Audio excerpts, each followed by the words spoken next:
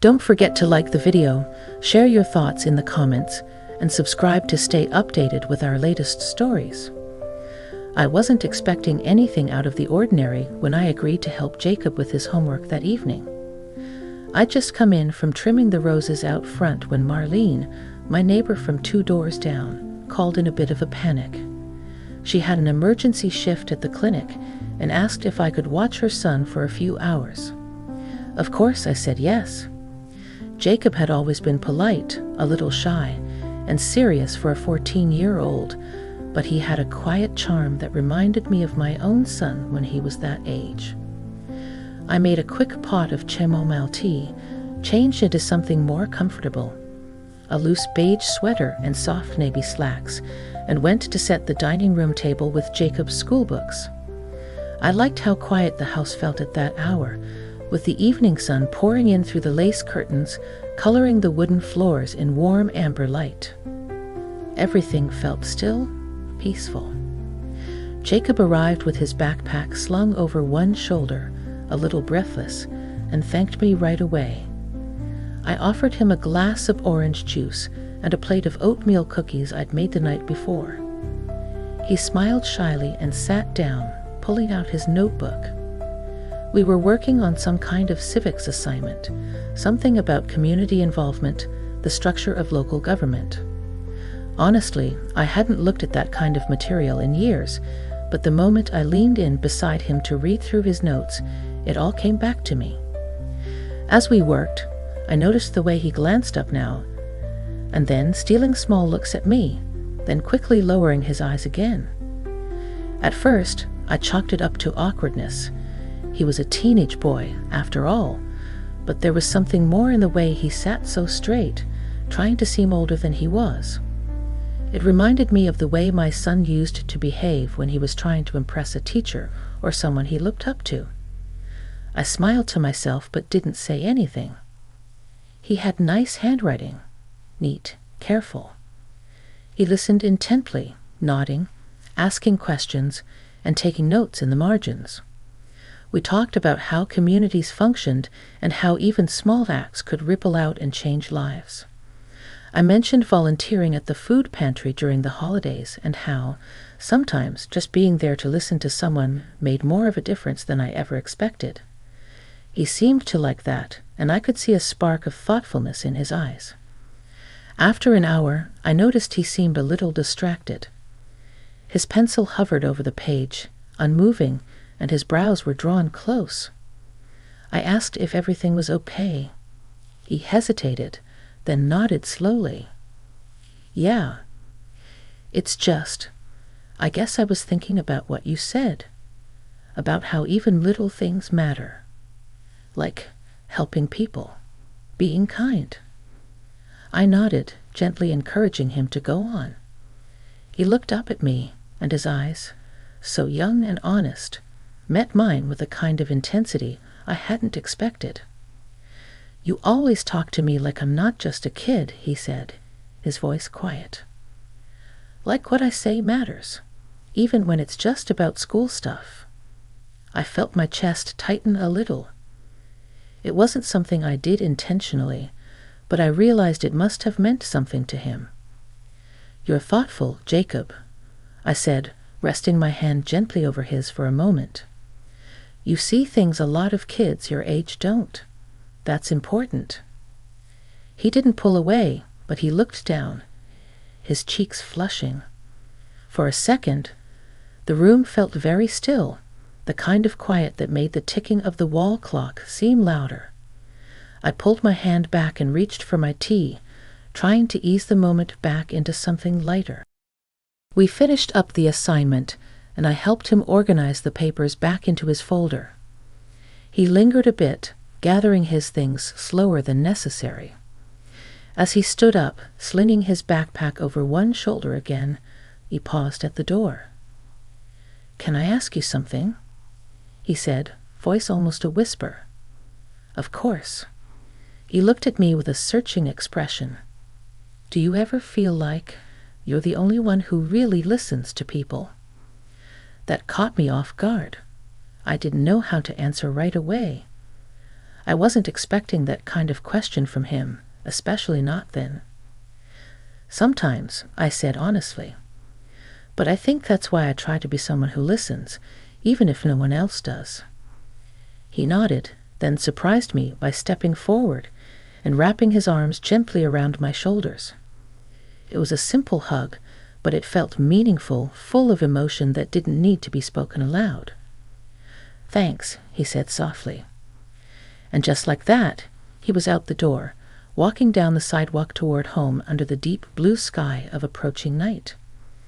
I closed the door slowly, my hand lingering on the knob. Something about that moment stayed with me longer than I expected. Maybe it was the way he looked at me, not with the eyes of a boy, but of someone who'd seen kindness and held onto it like it meant something.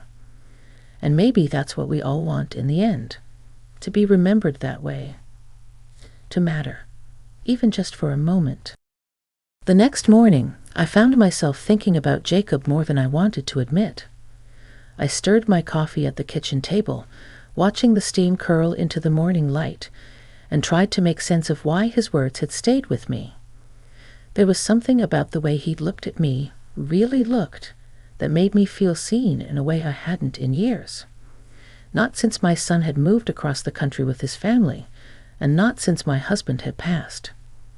It wasn't romantic. It wasn't inappropriate. It was just human, honest. And in that honesty, there was a warmth I hadn't felt in a long while. Around midday, Marlene texted to thank me again, and asked if Jacob could stop by after school for help with another assignment. I agreed without hesitation, even though I told myself it was just about the homework, just about helping. Still, I set out his favorite cookies again and made sure the house was tidy, and the lighting felt soft and inviting by the time the school bell would have rung. When he arrived that afternoon, he was smiling in that quiet way he had, polite but thoughtful. We exchanged pleasantries, and I led him back to the dining room table where his books were already waiting. This time, the topic was English literature, Shakespeare, to be specific. Julius Caesar. I laughed a little when I saw the assignment. It had been my favorite play to teach back when I was a substitute teacher years ago. The irony and betrayal, the emotional undercurrents hidden beneath all those lofty speeches, it had always fascinated me. We read through some passages together. I encouraged him to think about Brutus, about the complexity of loyalty and doubt. He was engaged in a way I hadn't expected, pointing out things I hadn't even noticed at his age. "You really care about this stuff," he said at one point, looking at me with admiration. "You talk like it still matters." "It does," I said, surprised by the emotion in my voice. "Even the old stories, they remind us that we're not so different now. That people have always felt betrayed or lost or brave, even when they don't know how to say it." He looked at me quietly, then nodded. "You make it feel like it's okay to think like that. Like feeling things isn't weird." There was something in the way he said it, like no one else had ever told him that. Like maybe he'd always been a little too sensitive for a world that didn't reward soft-hearted boys. We moved from literature into a conversation that drifted gently, unplanned, into personal things. He told me about a teacher who had made him feel small, about how sometimes he wished he could be anyone else, how he didn't think people really saw him, not the way he wanted to be seen. "You know," I said, "you don't have to change who you are to matter. The people who matter will see you, eventually. They'll notice the quiet things, the details you think go unseen. Like you do." His words struck something in me, and I had to pause, feeling an unexpected lump in my throat. I nodded slowly. "Like I do." He shifted in his seat, brushing his fingers along the edge of his notebook. "You ever wish someone would say that to you?" he asked. I stared at him for a moment. Every day. We sat in silence after that, not awkward, but full. I could feel the emotional weight of the moment stretch across the table like a thread pulled tight, but not strained, just there, real. After a while, we went back to the homework, but it was slower now, less urgent, like we both knew something had shifted, not dramatically, not with fanfare, but like the changing of a season. Gentle, inevitable, and quietly beautiful. When it was time for him to leave, he stood at the door again and turned toward me, his backpack hanging loose at his side. "Can I come again tomorrow?" he asked. "Of course," I said. "Any time." He gave me a small smile, then added, "I don't think it's just the homework." "I know," I replied softly. And then he walked down the path, just as before, but everything felt a little different now. Not wrong, just more, fuller, as if the space between us had taken on its own kind of meaning, unspoken, but deeply understood. When I closed the door that night, the house didn't feel quite so still. It was like some piece of it had been warmed by something unexpected, and for the first time in a long while, I didn't feel like I was simply passing time. I felt connected, seen, and maybe, just maybe, needed. By the third evening, it had become a kind of quiet ritual. The soft knock on the door around 4:30. The way Jacob stepped inside with a gentle hi, like he was entering a space sacred in its stillness. I'd already begun to look forward to that moment, the sound of his voice breaking the silence in my home. That day, the sky was overcast, and the wind carried a faint chill.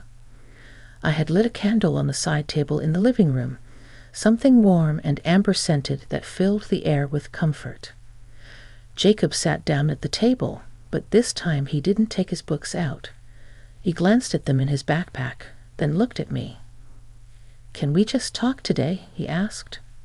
I didn't hesitate. Of course. I brought over 2 cups of hot chocolate instead of tea, and we sat there, the steam rising between us like some kind of gentle veil. The quiet didn't feel empty anymore. It felt deliberate, like we were giving each other room to breathe. He asked me questions about when I was his age, about what school was like, what I dreamed of becoming, what I feared most. At first, I laughed, brushing it off, but he was serious, and I realized no one had asked me those things in years. "I wanted to be a writer," I said, smiling at the memory. I filled notebooks with poems and stories, some good, most terrible. "Why didn't you?" "Life, marriage, kids, bills." I gave him the answer I always gave, but this time it sounded too thin, too easy, so I told him the truth.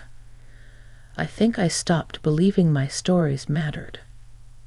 He looked at me with those wide, intelligent eyes of his.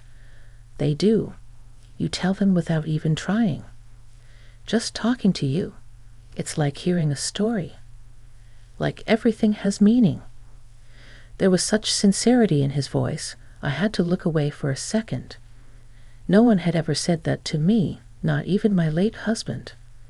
I'd spent so many years in roles, wife, mother, neighbor, that I'd forgotten the part of me that once wanted to be something else. Something whole just for me. Jacob's presence, his questions, his curiosity, it stirred that part back to life. He leaned forward a little, his elbows on the table. "You make me feel like I'm not weird for caring about stuff, for thinking too much." "You're not weird," I said gently. "You're sensitive. That's rare and precious. Don't let anyone take that from you." He smiled again, but it was smaller this time, more vulnerable. "Sometimes I wish you were my mom." The words surprised me, not in a shocking way, but in how much they moved me. I reached across the table and touched his hand.